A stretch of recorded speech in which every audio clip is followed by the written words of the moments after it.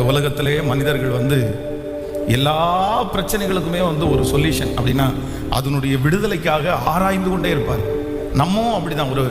ஒரு சின்ன ஒரு கடன் ஆயிடுச்சு, யாராவது ஒருத்தர் ரொம்ப நெருக்கிறாங்க அப்படின்னு சொன்னால் உடனே நம்ம அதிலிருந்து விடுதலை ஆகிறதுக்கு சில முயற்சிகளை எடுப்போம்.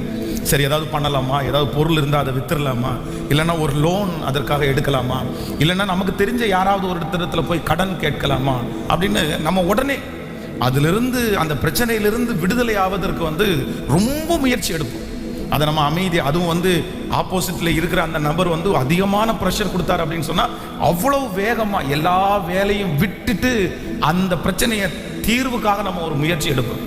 ஆனா ஒன்று நீங்கள் எப்பொழுதுமே நினைத்துக் கொள்ளுங்கள், நம்முடைய வாழ்க்கையிலே எல்லா பிரச்சனையினுடைய தீர்வு நம்ம அலைகிறதுனாலையோ, நம்ம மனுஷங்களை தேடி போறதுனாலையோ, நம்ம கவலைப்படுறதுனாலையோ இல்லை, அவருடைய முகத்தை தேடுகிறது.